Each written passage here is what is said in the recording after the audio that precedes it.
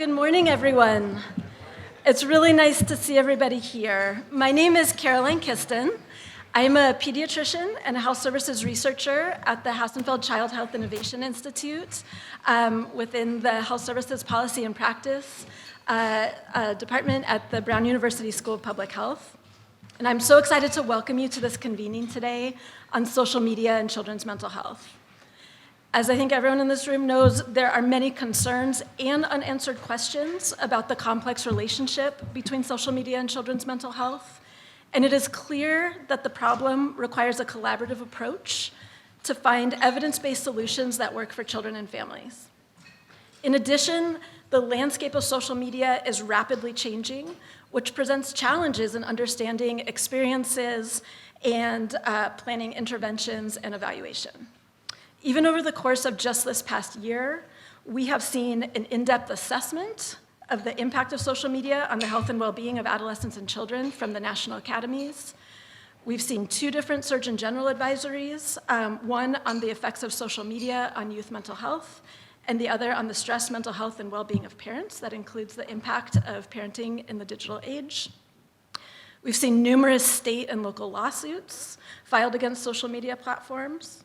We've seen different versions of online safety and privacy bills working their way through Congress.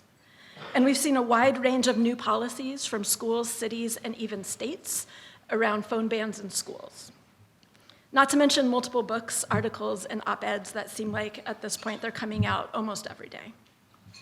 What still remains, however, is the need to center the voices of youth and families from diverse backgrounds to identify actionable solutions, as well as insight from researchers in the field on how to respond much more quickly than we usually do in the implementation and evaluation world. So today we have the unique opportunity to listen to folks from around the country, both on the stage and in the audience, who have complementary experience and expertise, and to identify opportunities for shared action to improve children's mental health in the digital age. So a few notes: if anyone needs a quiet space over the course of the day, if you head straight back and to your left, near where you might have left your luggage, there are some rooms where you can take a call or do anything else. There are bathrooms out the hall and to the right. And you will not be asked to put your phone in a pouch or in your locker, as many students are asked to do these days. But I do want to let you know that we have youth here who are watching. And there is no one more attuned to the difference between what we say and what we do. So if you need to pull out your phone, please proceed accordingly. So with that, it is my great honor to call up to the stage Dr. Ashish Jha, who is the Dean of the Brown University School of Public Health. Thank you. Good morning, everybody. As Caroline said, my name is Ashish Jha. I'm a professor of health services policy and practice and currently the dean of the School of Public Health. I want to spend a couple of minutes just making a few remarks before we get to the substance of the day. First of all, it is great to do this event in Washington. Yesterday, we had the advisory council for the Hassenfeld Institute here in Washington. And it's a symbol of the growing presence of Brown University in Washington. The School of Public Health opened up its office here a year ago. We've had a whole series of events, from the work happening at the Pandemic Center to our Health Policy Center.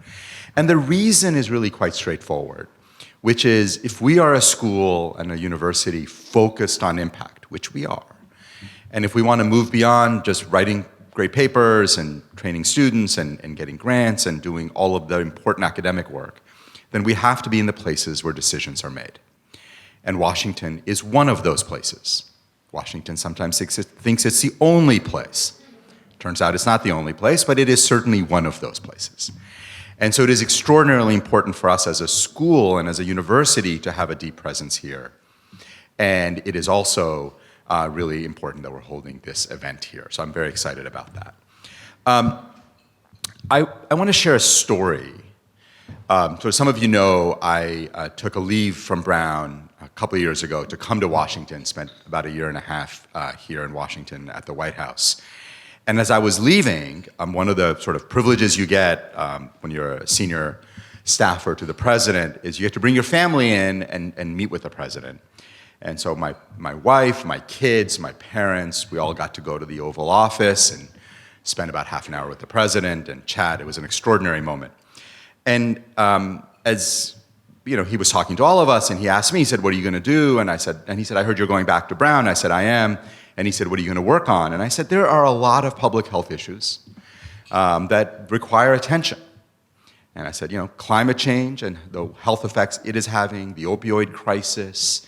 I was going to list several others, and he interrupted me, and he said, "Well, there's one that keeps me awake at night." And I said, "That's not great for the President of the United States to be kept awake at night by a public health issue." So I said, "Sir, what is that?"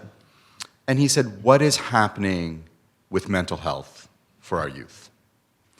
And then he said, "Our Surgeon General tells me that social media is playing a very important role here. It worries me when I think about my grandchildren, when I think about the future generation of Americans." And I thought, if this is the thing that the President of the United States is highlighting, this is indeed an extraordinarily important issue. And that gets me to today's event and how it has come to be.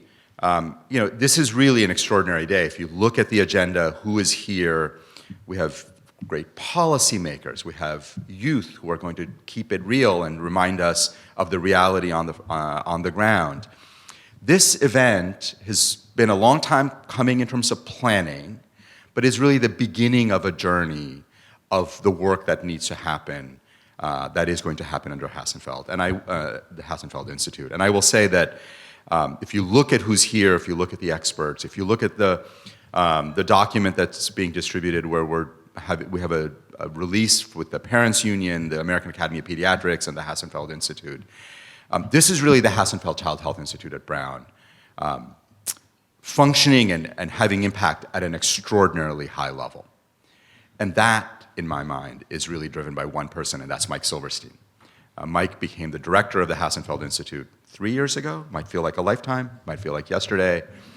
But what Mike has done is really brought in some of the leading experts, thinkers, but people who are also deeply practical to tackle the big issues that are affecting children's health.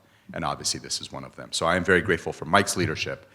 And I'm very grateful for Alan Hassenfeld's leadership and the whole Hassenfeld family. Ellie's not here, but Susie is, and Alan is. And I'm going to introduce Alan next. Alan really needs no introduction.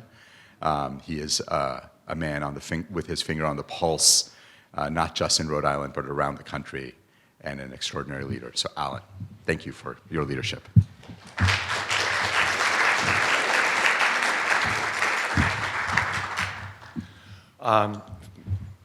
I'm not as serious as everyone here, so once in a while I might put in a little bit of humor. But first, let me thank my Brown family to allow us to be a part of Brown University. Let me thank my Rhode Island family. We're a small state, but we can model everything. I need to thank my sister Ellie, my niece Susie, and my wife Viv. Since Potato Head, that wonderful toy, is paying for part of this, Potato Head wanted me to just inform all of you there are only 42 more shopping days until Christmas. The Chinese word for crisis is weiji. These two characters mean danger and opportunity. Ancient Chinese philosophy believes that opportunities do come out of crises. This is a time of opportunity to work together, not in silos, as sometimes academia can do. I could not be more excited to embark on this journey with all of you, as for once, we really do have a bipartisan issue. Let us follow the lead of Australia and Norway on the effects of social media in our most important asset, our future, our teenagers. Crisis does give you the opportunity to act decisive, to act bold, and to act differently. We will only succeed united with egos left at the door. Thank you. And let me have one of my mentors, Mike. Mike, to you.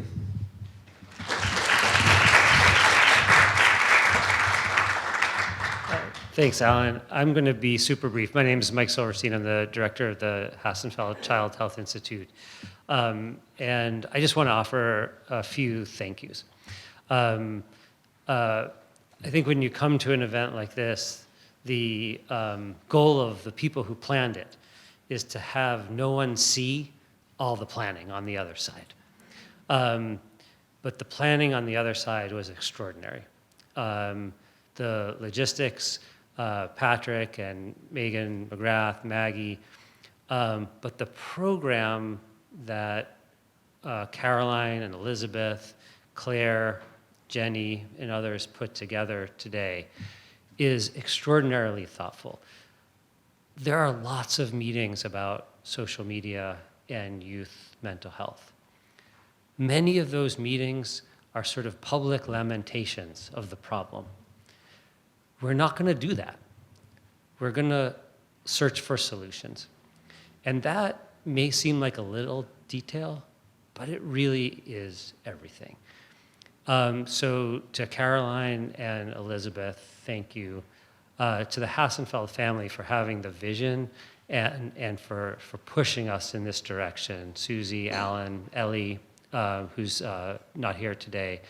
To Ashish and Chris, leading Brown in such an amazing direction. I couldn't be more thankful. And a special thank you to Young Voices. You guys and I arrived at the hotel at the same time yesterday. I was grumpy because of a bad flight. And I saw you guys and I'm like, this is going to be a great couple of days. So thank you in advance for all your work coming into this event. So Caroline, I'll turn it over to you.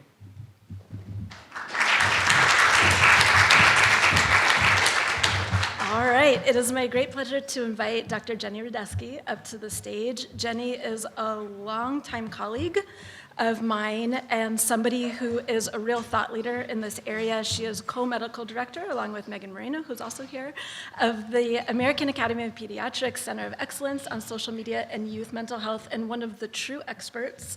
And as both a researcher and a parent, I am thrilled that she is one of the voices that is leading this work. So please welcome Dr. Radesky. Thank you. Hi, everyone. Thank you, Caroline.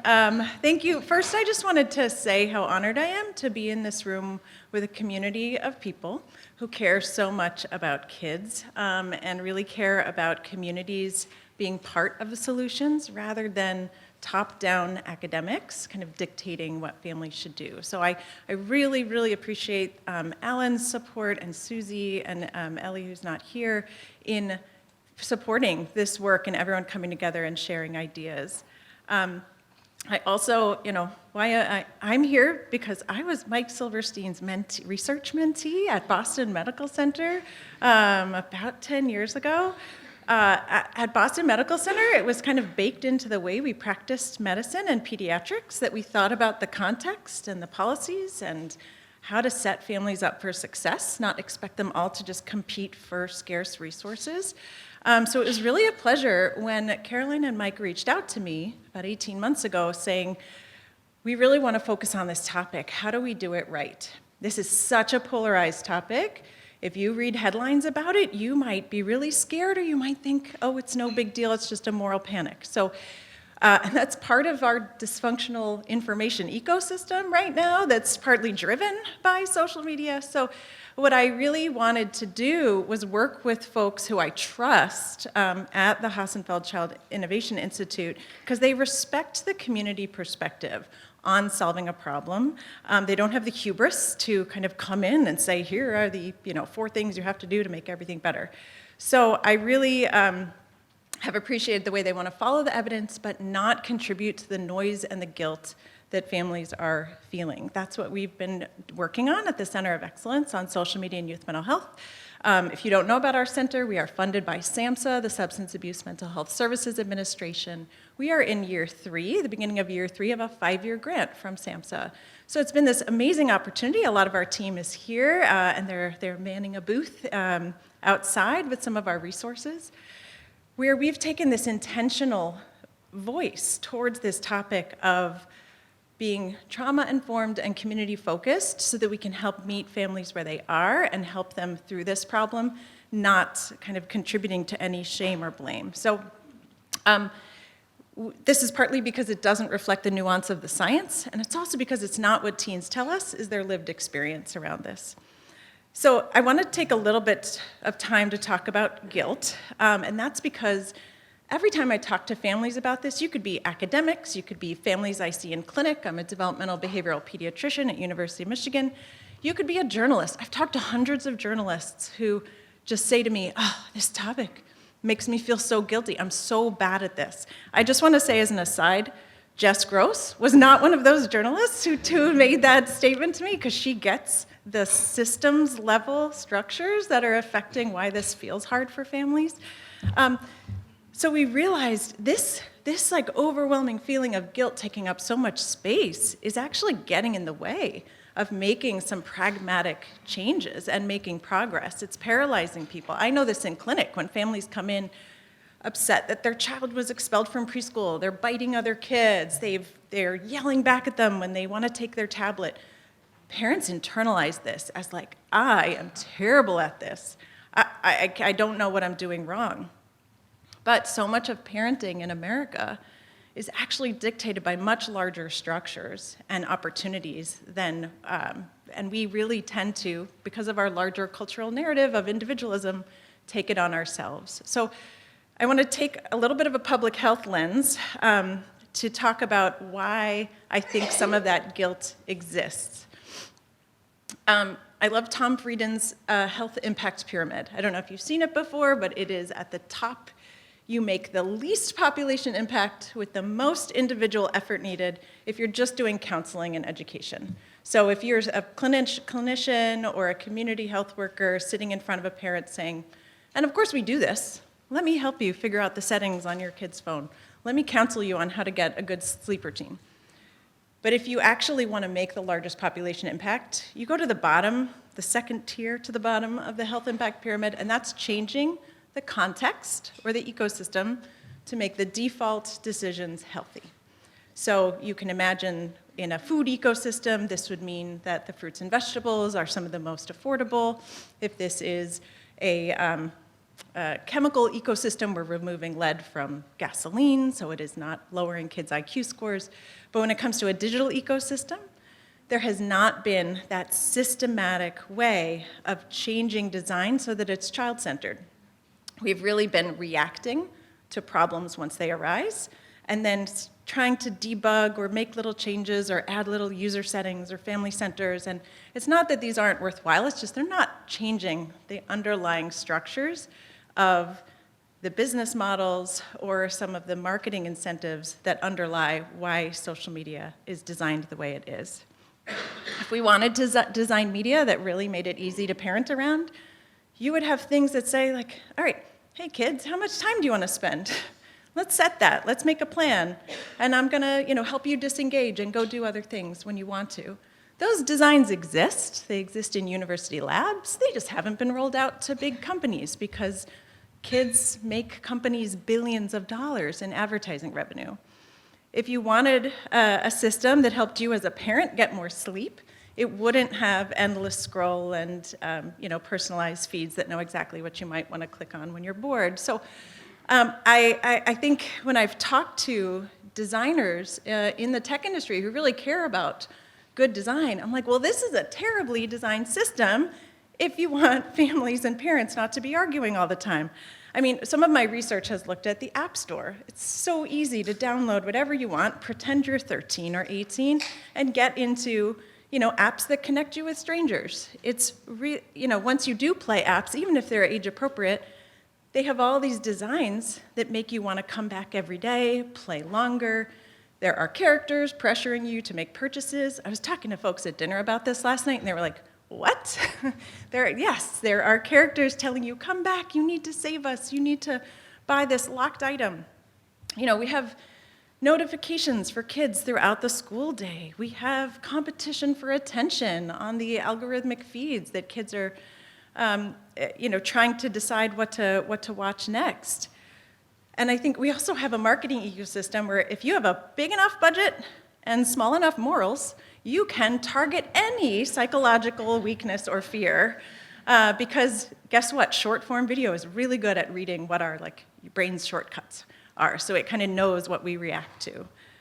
So this largely reduces user autonomy to kind of use media the way we want to, disengage when we want to, and we heard this in our work, even though we didn't ask about design, in our work with Parent Voice, which is through the National Parents Union.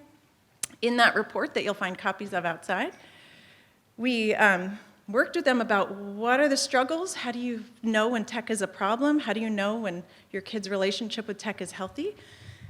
And a lot of parents mentioned design features. They mentioned things like algorithms that introduce the content I didn't necessarily want my kid to see, but there it is, and now I have to parent around that. They talked about age assurance, but they didn't use that term. They said tech doesn't know who's a kid. And in my community, I know who's a kid. I know how to treat a 10-year-old like a 10-year-old, but the tech system is agnostic to who my kid is, and therefore they're introducing less things that I really didn't want them to see. And they talked about the fact that kids have a hard time detaching from technology. So I really appreciated both the community input through Parent Voice on what the problem looks like to them, because that's going to inform our solutions. Some of those solutions might be building out our community spaces where we have places to connect with each other. As I was at NIMH yesterday with Dr. Moreno, my co-medical director, and we talked about the fact that sometimes when we run parent or child focus groups like this, and we ask them about what is the intervention, they're like, this was the intervention. I got to talk about this. I felt so guilty about this. I thought this was all my fault, but everyone else is dealing with the same thing. So maybe part of the solution might be incorporating some collective idea sharing or support through our community structures. We also invited Jen Hefferon from the California Partners Project, because I've been really inspired by some of their work to think about what are the third spaces that kids need too, that help them in their communities engage, find meaning and purpose, and then take up that space that they would otherwise be on technology. So excited to hear more about some of these community-based solutions. So the last thing I'm going to say before I introduce Jess Gross, our keynote speaker, is the feeling of guilt also really isolates us and can make it feel like this is such an individual problem we need to deal with alone. And so at the Center of Excellence, we really have been focusing on inherently relational solutions and intergenerational solutions. So I'd love to think more today about how being understood actually is very healing for families when they're feeling a lot of shame. And that's why in our resources that we create through the Center of Excellence, so these include our website, aap.org/social media, it's all on the reports. We have a question and answer portal, so anyone can ask a question, and we try to write back with an evidence review, but also with that voice that is like, we get you, here are some practical solutions, not the, oh my gosh, this is all on fire. We're doing echo trainings, webinars, we do lots of talks, and lots of listening. And so it's been really nice to make sure we are centering the youth experience. We are focusing on individual differences, because not every kid has the same reaction to social media. We're focusing on a developmental lens so that we can start earlier in helping kids have healthier relationships with YouTube or other social media-like technologies before they get that first phone or their first social media account. We're thinking a lot about context, like parents' own technology use and how that signals unavailability to kids who want to talk, finally want to talk. And then we're thinking about the ecosystem. We're trying to help point out to parents what's not working, how the designs sometimes are acting against their best efforts of trying to have balance in their families.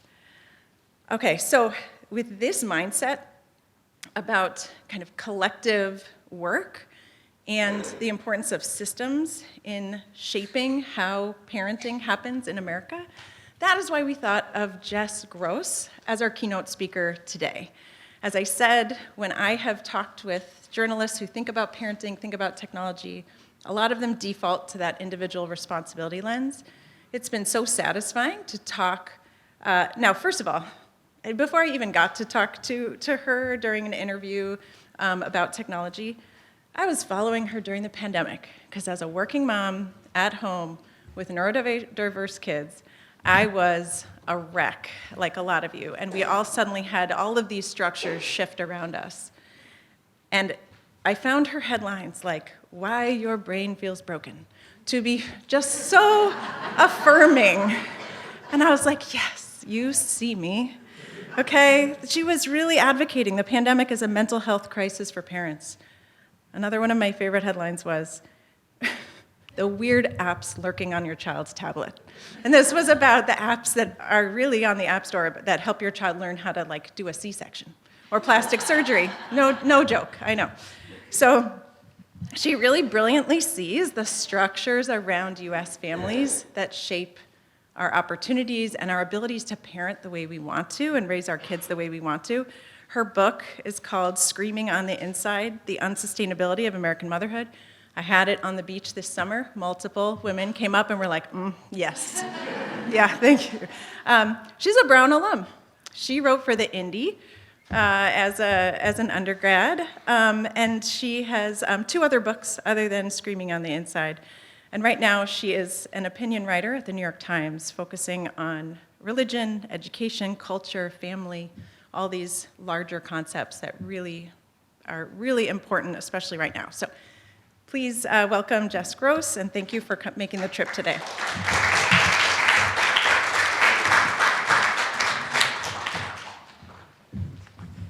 Thank you so much to Jenny, and thank you so much for having me. This is an issue that is dear to my heart, and I will tell you, my 7th grader helped me make this PowerPoint, so if it looks bad, we can blame her. And I first realized that social media is evolving faster than parents can keep up with when my now 7th grader was in preschool. So she loved Peppa Pig, as many kids 10 years ago did. She particularly loved the song about an airplane, and it goes, "Flying high in the sky." She wanted to hear the song over and over again. So I go to YouTube, and I click on what looks to be this song. We had, at this point, parental controls on everything. We were following all the screen time rules. We thought we were doing everything right. I click on this link that I think is just a clip from Peppa Pig. It starts normally. It's the song we want. Quickly, Peppa Pig flies into the Twin Towers. So that was when I first thought, there is no way, as an individual parent, even who thinks they're aware, who thinks they're doing everything right, who covers this journalistically, that I can do this all myself. So now she is almost 12. Her sister is 8. It's 2024, and social media is evolving faster and faster and faster. And it's faster than any individual parent can reasonably be expected to pay attention to. So it feels like every week, there is a new headline.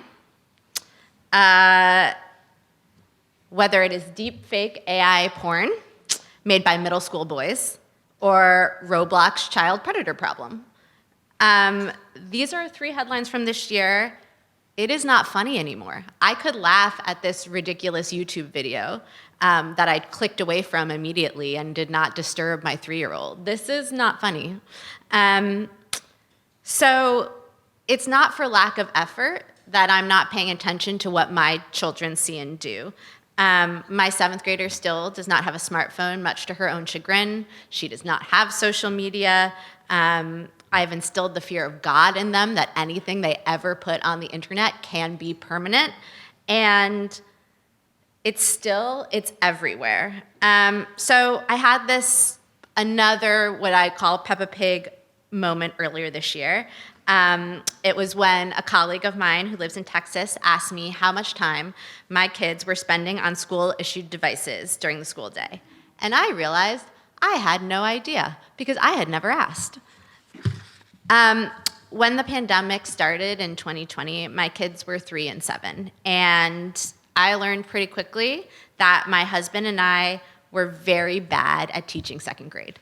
And when the public schools opened back up in New York City, I wanted to kiss the front steps. I was like, thank God, real teachers, classmates, everything. My kids seemed to be learning normally, so I didn't really pay attention to how much screen time was happening in schools from school-issued one-to-one devices. The United States is a huge country, and our education systems are controlled locally. So we can't really know classroom to classroom how much our kids are on school-issued laptops or devices. But the data that we do have suggests that these devices are ubiquitous. So again, this is a place outside our homes that our kids spend 8 hours every day that we do not have direct control over how much screen time they may or may not be having. Man, this is so sensitive. Okay, so the data we do have suggests that the devices are ubiquitous and they are being used for much of the school day. It's been ramping up since before the pandemic, but it really went off the rails when kids came back after 2020. So here's one example. According to the most recent data from the National Assessment of Educational Progress, which is sort of the gold standard on educational data, only 8% of 8th grade math teachers say they never or hardly ever use a computer or digital device to teach math. So 81% of 8th grade math teachers say they use digital devices to teach math more than half the time, and 44% say they use digital devices all or most of the time. So even if you're a mean mom like me, and your middle schooler doesn't have a smartphone, and you limit device use at home, chances are they could be on social media throughout their school day. Schools can block sites. Teachers have described the situation to me as whack-a-mole. Every day, the administrators, the technology administrators of local districts and private school, they're saying, what is the new thing today that we're gonna have to block? Kids devise workarounds. Kids are smart. They know, they figure it out, which honestly, I'm a little impressed by. A mom in California that I talked to for a piece described a student in her district watching A Clockwork Orange on YouTube during English class instead of doing his work. So if you don't know that movie, that is not something that should be watched during an 8th grade classroom. So even if your kid is doing what they are supposed to be doing on their devices, there's growing evidence that even being next to another student who is on social media is distracting. So we have almost no proof that the kids being on the devices as much as they are throughout the school day, if that device use is not intentional, actually helps their learning. That's the thing that always gets me, that the tech companies never had to prove that it improved anything. And now the onus feels like it is on parents and schools to prove that it is harmful. So what our kids have lost. I've just described some extreme situations. The AI stuff in particular honestly keeps me up at night. But I don't hate social media. I am a garbage monster. I spend so much time on TikTok, it's embarrassing. I owe my career to the internet. I graduated from Brown in 2004, and my first job was as it was called back then a new media assistant. So I've only worked on the internet. And I know that just banning everything isn't gonna work. I've read every study, I think, that exists on the effects of social media on our kids, and I know that there is a ton of disagreement on how much and in what ways it has affected our children's mental health, and whether it is a major driver of the increases we see in depression and anxiety among kids. Science is messy, and it takes a long time. It's difficult to disaggregate behaviors on social media. Is viewing the feed more damaging than messaging through the app? Is posting your own content good or bad?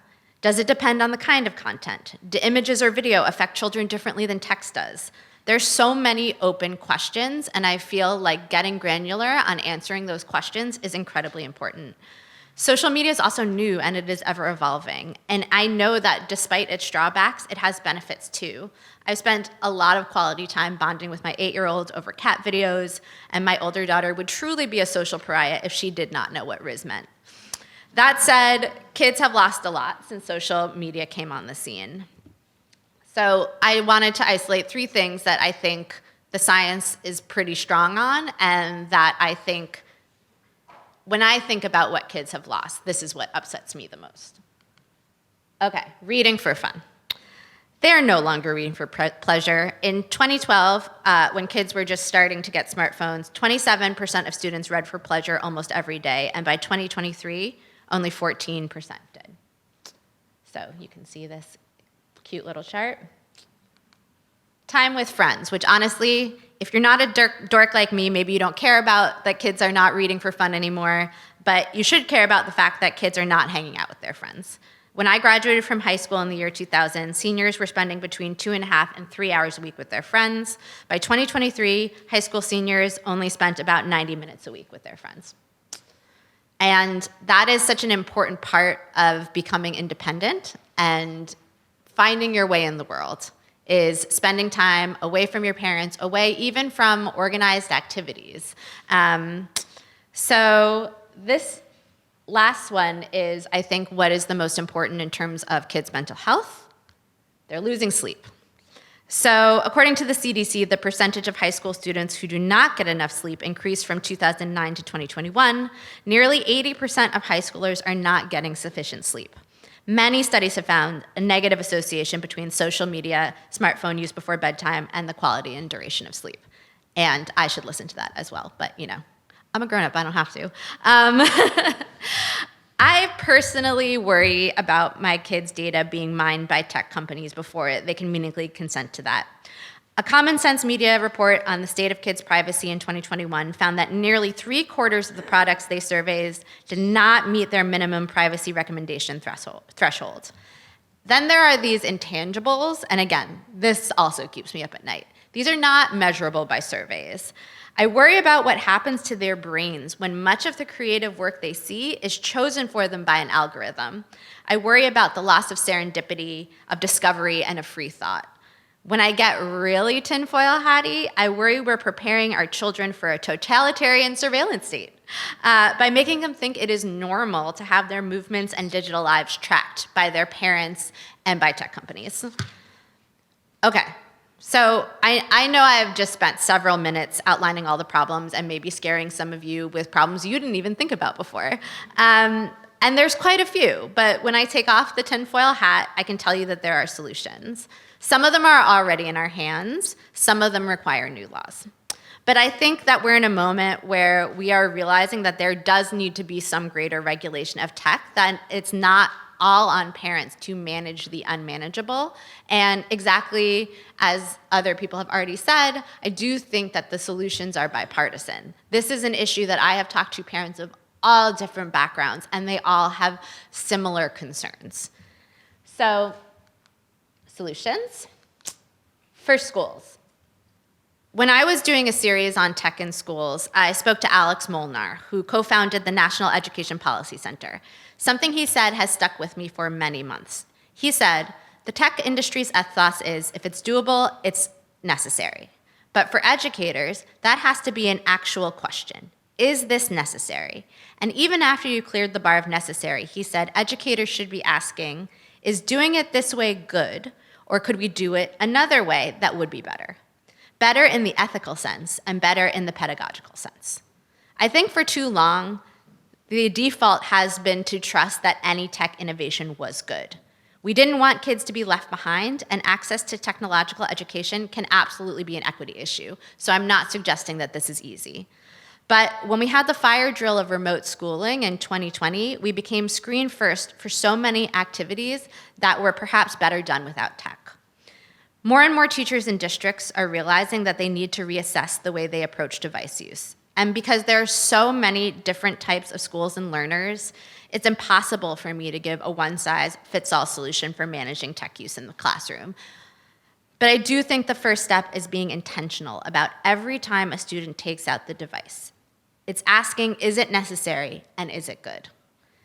So I think the tools that we have can work better. Districts have settings at their disposal that they might not even know about. An example here is online grading apps. If you're unfamiliar, most middle and high schools have programs where students and parents alike can check their grades. This causes anxiety for overcheckers who are looking at their GPAs several times a day and fretting over every minor fluctuation. So this is both students and parents who do this. Schools could cut down on this behavior by setting their apps to only release grades once a week, for example. If teachers could enter grades whenever they're ready, but parents and students would only be rewarded with that pellet of information once a week or once every 2 weeks, it would really cut down on this behavior because they wouldn't be rewarded with new information every time they're refreshing the app. Get the smartphones out of school. I am certainly not the first to suggest this, but I think there are reasons to get phones out of the classroom that go beyond social media. And it's not just that smartphones make it so children have trouble paying attention in class or even being near other children looking at social media, it's distracting. It's that phones make it easier for bullying to go viral. I cannot tell you how many teachers have told me about incidents at their schools where children took videos or photos without consent and then used them to bully other students while still in the building. If you are a child who is bullied, the feeling that you cannot get away from those behaviors no matter where you go is just so hard to move on from. You can see this chart from the Kaiser Family Foundation, which suggests that 9 in 10 public schools report cyberbullying. So another chart from Kaiser Family Foundation shows that states are finally taking the harm of smartphones seriously, and legislation has been enacted to restrict or ban their use in public schools in 8 states, with 19 more having either introduced legislation or launched pilot programs.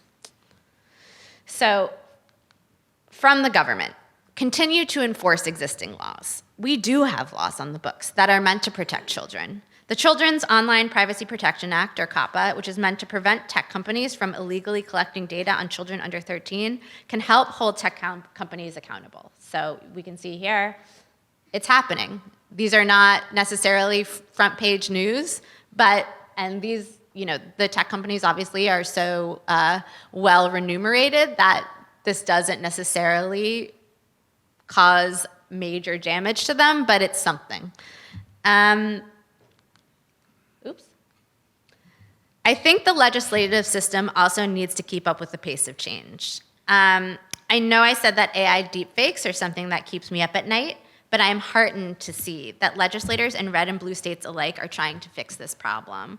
According to the National Conference of State Legislatures, lawmakers in at least 17 states enacted laws that specifically refer to online impersonation done with intent to intimidate, bully, threaten, or harass a person through social media sites, email, or other electronic or online communications. Some of these laws in South Dakota, Illinois, and Iowa specifically target the creation of deepfakes of minors. At least 40 states have legislation on deepfakes pending in the 2024 legislative session. So I think we're finally realizing this is not a problem that any individual can handle themselves, especially not parents who have so much else on their plates. So, it would be very easy to fall down a rabbit hole and worry about the future for our kids when it comes to our connected world.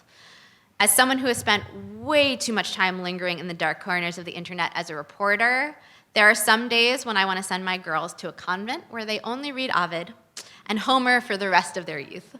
But we have to prepare our kids for the world that exists, and not the world that we wish existed.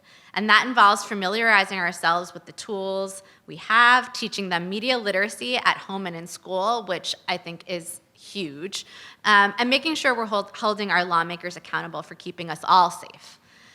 I don't think it's helpful to seal our kids off from progress. My daughter, as I said, helped me make this, and it's because she taught herself Google Slides during remote school when she was in 2nd and 3rd grade. I thought that was amazing. I don't think that we live in a world where it makes sense to cut our children off from the exploration and play and learning that also can take place online.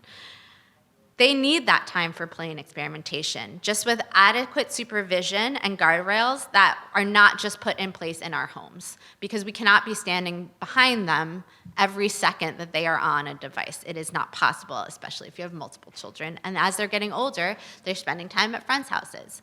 I don't want to think about what is going on at the friends' houses. I'm not there at the sleepover, nor should I be. But I do believe we have the solutions to make the online landscape a little better for our children. And nothing will be a panacea, because what happens online is a reflection of what's happening in real life. But we shouldn't be putting it all on individual parents to manage it.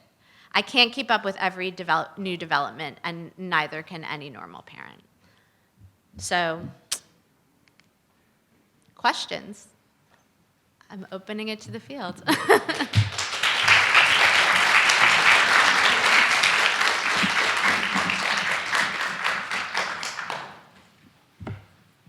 Anyone? It can be about reporting, it can be about what I do in my own house, it can be about tinfoil hat stuff.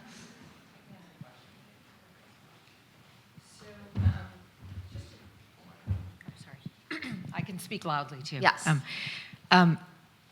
First question is, how do you, when all of you are thinking about this issue and when you're reporting and researching, how do you think about the line between what you consider to be social media and just technology in general for these kids? Because I just, and I'm sure you found this too, in talking to schools, and I have school-age children too. Yeah. One of the feedback that I always get is, well, that's just a social media issue. It's not an issue of the phone and of technology. And if we don't let the kids have this technology in school, out of school all the time, then we're going to be keeping them behind. Right. So to me, basically everything can be social media at this point. I think Roblox is a great example. Most people don't think about that as a social media platform, but you can chat on it. Makes it social media. I think defining it as broadly as possible so that we can, again, figure out what are the behaviors within this incredibly enormous ecosystem that are damaging, rather than just say all social media is bad and all social media shouldn't be here. At the same time, I think for schools, there just has been a total lack of intentionality as to why they need the technology in specific moments and for what. So,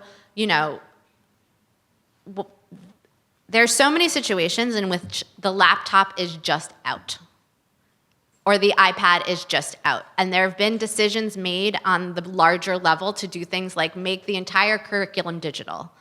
And it doesn't, sometimes they say it's a financial decision, but guess what? Fixing the Chromebooks every time an 8th grader breaks one is very expensive, and it is probably a wash in terms of having actual physical textbooks. So I think defining social media in X, Y, and Z ways is basically unhelpful.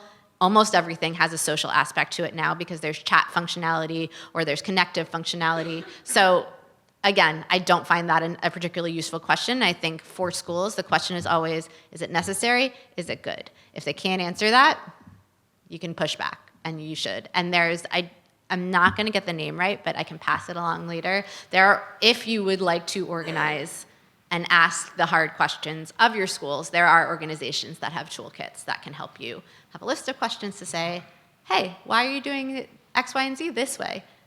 Can I have an explanation? Is there another way to do it? And again, schools are a big, complicated beast. There are state laws, there are local laws. The United States is a particularly difficult place to talk about schools because it's like, I don't have the 100,000 different rules that govern each different, district. But, I think that's where parents who have the time and energy to advocate, that's where they come in. And students as well. I mean, so many students, I think, want to have, I've heard them say in classes where they have ramped down the tech use that they feel relieved because they're outside the classroom, it's just phones 24/7. So to have a place that is more contemplative, that is more quiet, is actually nice for them.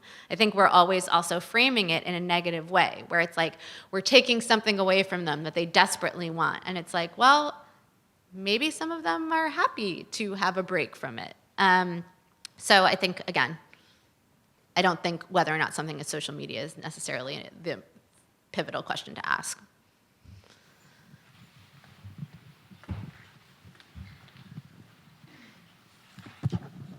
Thank you. This is great. Really good to hear from you. The graph that you showed that scared me the most personally was the one that showed the decline in time that students spend hanging out with each other. Yeah. And which is really a after school, evening, weekend thing. What I see, and I'm the president of Brown, so it's great to see such a wonderful alum give a talk. But what I see is that there's sort of this lack of social resilience that's creeping in, and we're actually, we have classes to teach students how to talk to each other. We didn't used to have to do that. And how to disagree, how to be respectful, I wonder how much of that is linked to this. The hangout time, but also the polarization of viewpoints and ideas that students see on social media. And then you can see it carrying through into adulthood. Yes, absolutely. So. I do think that is all connected. I also think part of the issue is not just the free time is spent online. I think parents have gotten too involved in our children's time in general. So, sports is a great example. You used to be able to, and I've written about this as well, you used to be able to do sports on a rec level. It used to not have to be the most important thing. You didn't have to spend 15 hours a week doing it. But increasingly, with pay-to-play sports and travel leagues and all of this, if you are going to play sports, it then becomes this expensive, incredibly time-consuming, life-sucking activity.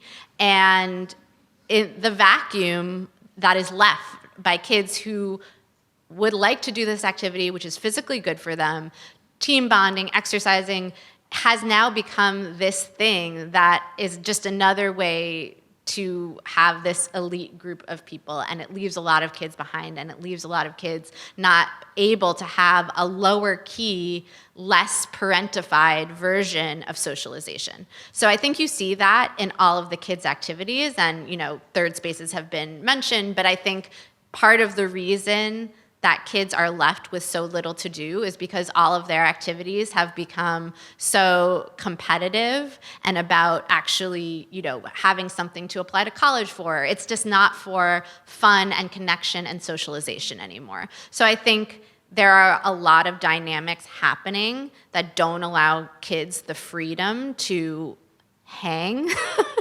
And, I was saying this to some people before, part of the reason we stayed living in New York City, and that I'm very glad we stayed living in New York City, is because of the amount of independence it allows my 7th grader to have. She is walking a half an hour to school by herself with her friends. She bops around the neighborhood. I do not track her. I think I am the only parent who does not track her child in my child's middle school. She has an Apple Watch. She doesn't have a phone. I want her to feel that independence, and I think that is something parents can help with. Part of the reason kids are not hanging out is because their parents don't give them the independence to say, I trust you. You're going to tell me where you are, and I'm going to trust that you're where you said you were going to be.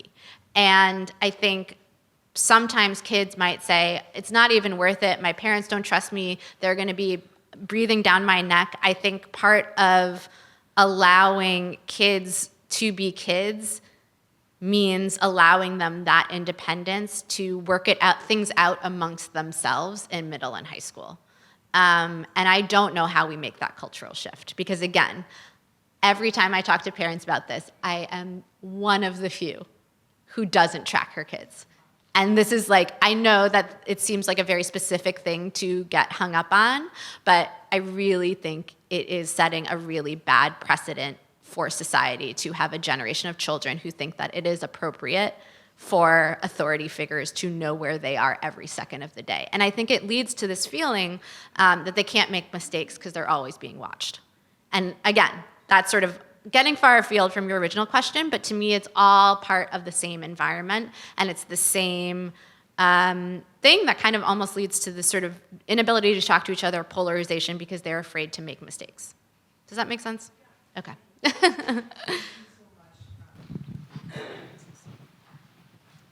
It should be coming on. Yes. Hi, I'm Hi. Phyllis Dennery. I'm the chair of pediatrics at Brown, and I really enjoyed your presentation. The one thing in terms of talking about social media as a big one thing, but really, I think there needs to be an opportunity to teach people something about being more discriminating. Just like we learn in science, you can't trust everything you read. Yeah. But unfortunately, it's become this thing where it's whatever is there. And I think that's influenced a lot of things in our culture. So how are there steps, are there people looking at ways to help people be more scientific about what they see on the internet? Because that's part of the problem. We just believe everything we see there. Yeah, I mean, schools need to be teaching media literacy. And actually think that needs to start in elementary school before kids are necessarily encountering the internet without any parental guidance. They need to understand what a good source is. I mean, my kids' school has been great with that. They start that education in, I want to say, 2nd or 3rd grade. They obviously in an age-appropriate, cognitively appropriate way, but I think parents and schools need to start talking to kids as young as possible about the limitations of what they're seeing on the internet, what is a good source, what is a trustworthy source. Am I confident that that's going to reach everybody? No. But that's a start. I think in terms, I think it is related, honestly, to the drop-off in reading and the ability to read longer passages, because the sort of critical thinking and the ability to sit with nuance when you're not reading longer passages is harder. When you're getting all of your information through short-form video or through very brief text, I think it can lead to sort of more black and white thinking or credulity of things that don't make any sense. So again, the education has to be both at home and school. Because our education, again, is so localized, it's going to be an uphill battle. As a parent myself, I have a 9-year-old 4th grader. And so the question that I have in terms of like social media technology and tool is in connection to like media literacy of like, how do we teach this as a tool, capacity limitations, when you can, when you shouldn't, whatsoever. But then I guess the underlying thing for me, as well as working, in the profession of education and so forth, is how do we increase student engagement, right? Particularly in a time where we're teaching a 1900 education system to a 21st century student, right? Right. And so how do we shift that mindset? Because I think, we're battling. It's like kind of like the battling of the mindset of century, and things are moving so much quicker now. Yeah. And so every day there's some kind of new adaptation, and as you mentioned, like it's just so hard to really keep up. But how do we continue to remain focused on engaging the student from morning to after school? Because like even at my child's school, who goes to school in Providence, public schools, Yeah. From removal of recess to, shortened lunch periods and so forth, like we're, in some ways like receiving children at home with bottled up energy. Yeah. That, I mean, now you contend with it, or if not, they're doing homework, and whatever procrastination system, whatever that they're doing, it consumes all of your time up until bedtime, and then now it's a battle between like, this is how much time I have left, right? So how do we continue to be persistent in student engagement? I mean, honestly, I think there's sort of two separate questions, right? Because the technology doesn't have to be part of the engagement. When my kids, I have an 8-year-old, and I would say that the things that she comes home talking about most excitedly are honestly the most hands-on. She talks about her public school has a little garden. They get to go work in the garden. I think part of the problem is, especially at the elementary school level, the idea of what is developmentally appropriate for kids at different ages has fallen away a little bit. And so we're expecting kids to be able to sit still and not move way too young. And I have girls, and so they were better sitters. Not to be gender essentialist, but like girls in general can sit better and pay attention better at younger ages. But even so, it's too, my older daughter is born in December, and so she entered kindergarten at 4. And it was too much for her. It was so much for her, and we got through it. But I think that there's been sort of a disconnection of what is developmentally appropriate for elementary schoolers, which is honestly a bit of a separate question from technology in terms of engagement. But man, I have so many thoughts about schools. I do think that helping kids figure out what their deepest interests are as soon as we can and what really lights them up, and then continuing to encourage that in whatever way possible is the key to engagement. And I think technology has a really important role to play there. But it's encouraging them to, again, play, be creative, be makers. I think so much of the problem that I have with social media, whatever you want to call it, all of these things, is that often it's just passive viewing of algorithmically chosen feeds. And again, I'm a garbage monster. I watch so much TikTok for a 42-year-old woman. It is embarrassing. So I'm not up here being like, it's easy, just no one look at it. But like, I do think when we are using these technologies and we're talking about all these things, it is focusing on making and creativity. It is not focused on being passive consumers of garbage. And again, I love garbage, so. So I just want to make a couple points that in our report of Harnessing Parent Wisdom with the National Parents Union. So I also wanted to point out that Bernita Bradley and, hi Bernita, and Emily Martin, who were the ones who held these focus groups and are co-authors on the report. There were some really interesting things that parents said about what they wanted to teach their kids, like what those parent-to-child digital literacy skills were, so we kind of have a list of those in the report. One thing we didn't put in the report was one of these third space ideas, where parents were talking about kids, these are all families from Detroit, kids going out on bikes. Yeah. That was one of these, more urban ways that kids could get out of their parent zone, achieve that independence, be together. And so I'd love to hear, maybe this is just a prompt for later on the parent panel, to think about what those third spaces can look like in more urban versus rural or other environments, because they're probably gonna have to be hyper-localized. Yeah. And so another question is, how do we get more digital media literacy for parents? Because I think one thing that I heard from Caroline in with the Youth Voices work is that sometimes youth would say, my parents don't know what this is. Right. Like they didn't grow up with this, they don't use this technology. And so I'm just curious how we can help parents kind of understand this ecosystem a little bit better so they can do the mentorship that we hope they would. And maybe that's, could happen at community places like libraries, where there could also be encouragement of reading and yeah, I think you need a young person. You need someone in their teens or 20s. It's only in the past 2 weeks that I've been thinking about streamers and how many kids watch streamers, how powerful gaming is. I am not in that world at all.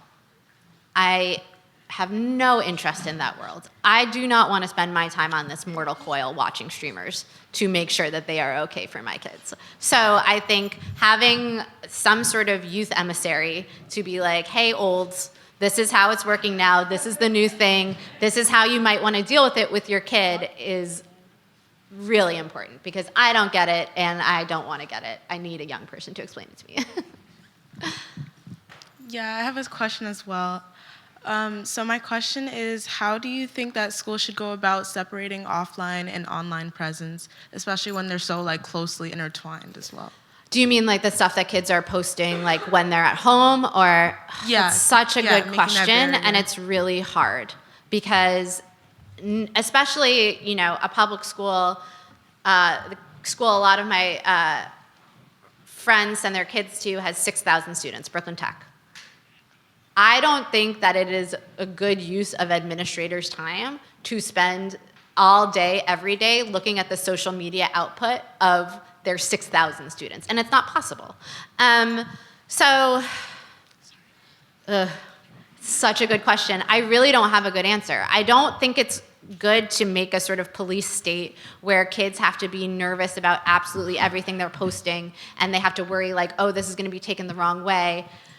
And it's gonna be a mark on my permanent record. Because I do think that sometimes we have to take into consideration that what teenagers and middle schoolers are posting on the internet, they don't think through the consequences because they're kids. And there has to be some space and grace for kids to make mistakes online that do not feel like they're going to ruin the rest of their lives. I worry a lot about that because it's not fair to teens to put that on them. At the same time, bullying, sexual harassment, racism, unacceptable. It is unacceptable. Kids should not have to put up with that in any format. So I have no easy answer for you, and I wish that I did have a better answer for you. I think being as straightforward from the outset about what the rules and expectations each school has for their students in and outside schools is the first step. So having really clear rules about what's okay and what's not okay, because obviously there's going to be interpretive differences, but I think starting out the gate with like actually just having rules, because when I talk to schools, often there's no policy at all. There's no policy for things like, can I use ChatGPT to do X, Y, and Z? They have nothing. They haven't thought it through. So I think the first step is for schools to at least have like a code of conduct, a bill of rights about online behavior. But beyond that, I really don't want to see a police state where schools are, spending so much time policing what kids are saying outside the classroom, because I don't think that that's going to lead to good outcomes either. So hope that's even remotely satisfying. We have one more.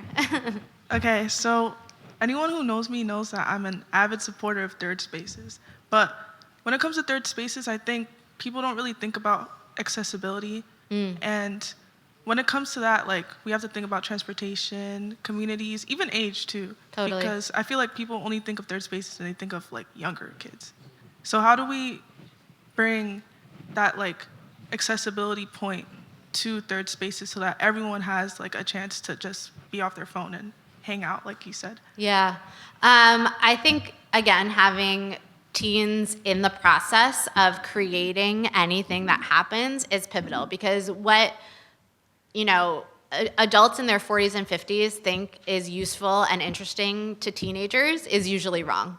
So I think the first step is like actually having youth partners who are like, this is what we want, these are the community's needs, this is, problems getting someplace. I think that's like the first step. I think secondly, the third spaces don't necessarily have to be things that are adult driven.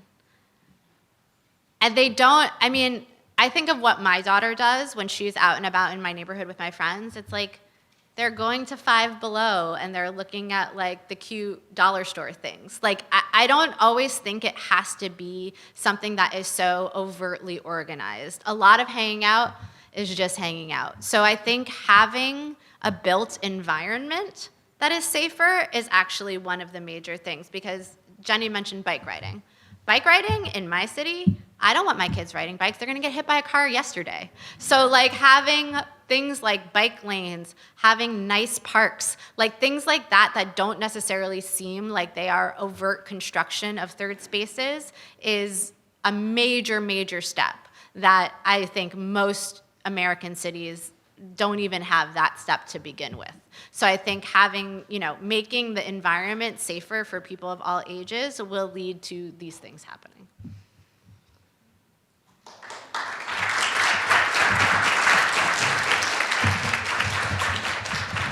All right, thank you so much to Jessica Gross. Her columns, as for Jenny, her columns have really meant a lot for me over the years.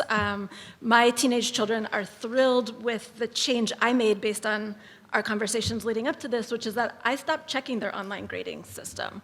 I wait until we get their quarter grades, and that small change, which I hadn't even occurred to me that was I could change that default, has made a world of difference in the number of arguments that we're having in our house, and has done nothing to lower the average grades that we are seeing. So thank you for that. We are going to take about 5 minutes to change the setup on the stage. We are going to be starting with our first panel, which is a large one, so we're going to move some things around. Please feel free, it's a short break, but feel free to talk to the folks at your table. If you need to step out, please do. There's still some breakfast and the bathrooms around the corner. But we're going to start again at 9:45.